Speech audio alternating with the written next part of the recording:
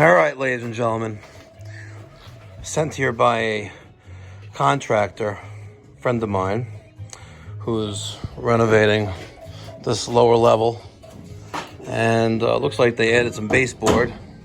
His plumber, quote unquote plumber, looks like added some baseboard here. There it is.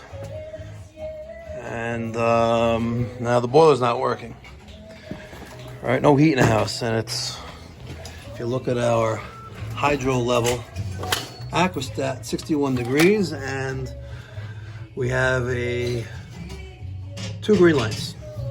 Okay, two green lights. We have a three zone circulators here.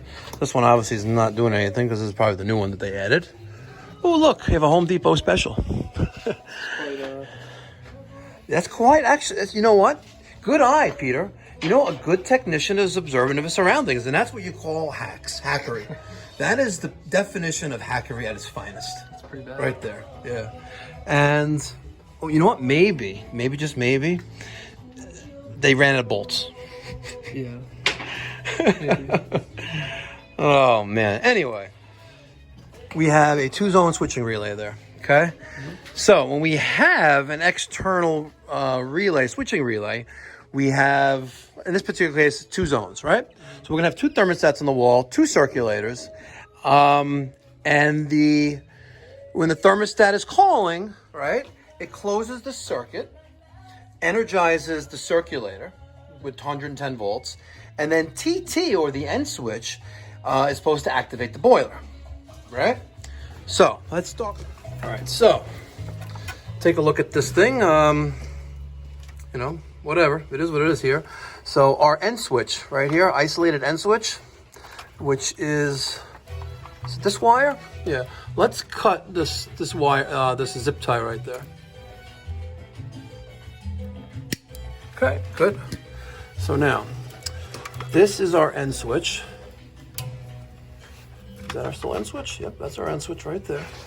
Okay, and this looks like it goes here, right, to here, and it keeps going down to here. Okay, and it goes to our terminals right there. See that?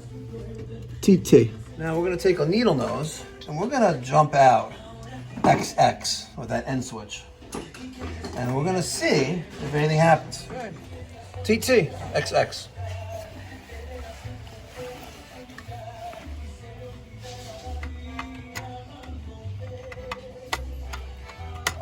Looks like nothing's happening. Let's go over here. And I don't see nothing happening there. Let's do a test of this. So this is active. You know what? Let's remove one of those TT wires and see if there's any change on this hydro level Aquastat relay.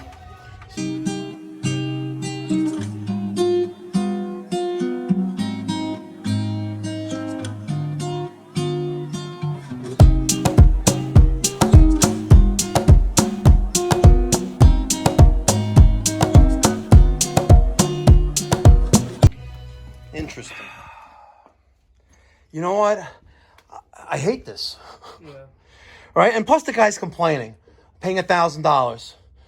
Right? I was like, what tax, labor, real Aquastat, really $1,000? He goes, come on, Mikey Pipes, take care of me. I was like, you want to pay more?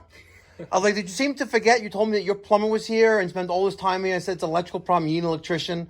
And then you said, you know, I know that you can take care of it. Quality doesn't cost, it pays. You try wiring an Aquastat relay next to a water heater, you can't get your fat ass in there. And by the way, look at this nonsense. Look what I just saw here. Here's a sump pump that goes through a window held together with wire, rope, and bubble gum. What the like, come on. Look at this. This is stuff I kind of see like in like the sticks or in the ghetto.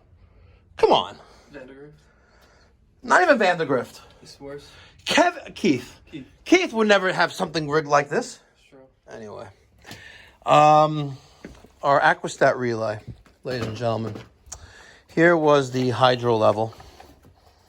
I kept calling it hydro level, but this is the hydrostat. Now, if you open it up, okay, yeah, it's by hydro level. I knew I wasn't losing my mind. Our burner circuit, which is right there, B1, B2, it wasn't 24 volts there. Okay, no 24 volts. It's bad. So I have these.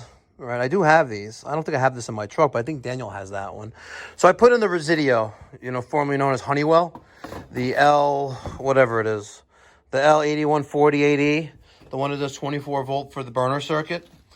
We got that one starting to go in. I need it to stretch because I'm sitting here like an animal while I'm thinking in my head, why can't I get at neutral around the terminal block, which is right there, right? And I finally got it. Right, and while I'm thinking, like, the guy's such, like, want me to take care of him. Like, I was like, bro, like, I make money. This is how I make money with parts. Yeah. All right, I don't make money with labor. I make money with parts, and it's on my truck. So how about this? How about now that I diagnose it, pay me $200, right, and go buy one, and go put one in. And when you see how much they are online, and then you're supposed to guarantee it, right? Because now I'm guaranteeing the job. What do you think it's going to cost? That thing is almost $500 with tax online. Not cheap. Come on. Anyway, we're wiring up the Aquastat relay. This is a mechanical a mechanical Aquastat relay. We have our temperature right there. We have our relay right there, and it's a 24 volt circuit. So I'm gonna get L1 on there. I'm gonna get my burner circuits tied in together. My vent damper, which is right there, tied into our damper harness, which is right there. Boom. And then TT, and we should be good to go. All right. She's wired. Set for 180 degrees. I love peanut butter sandwiches. Did our relay click in? Let's look at the, did I wire it correctly? Thermostat. No, thermostat is the top two. Okay. So why isn't it on?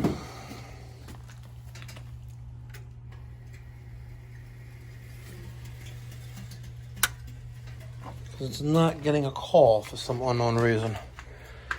From there. Maybe the wire's not. See, look. The wire. The white wire broke off. Oh. The guy's complaining about a $1,000 bill. Call someone else next. Peter. Take two. Yes. Baruch Hashem. That means she's got 24 volts. And then the plumber can do more hackery work here. Oh, come on, do me a favor, hook me up. Remember, your plumber said there was an electrician's problem.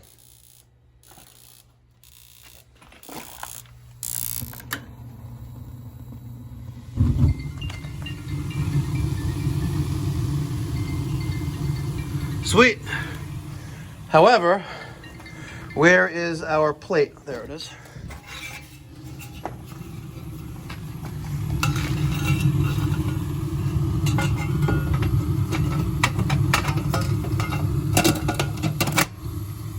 Okay.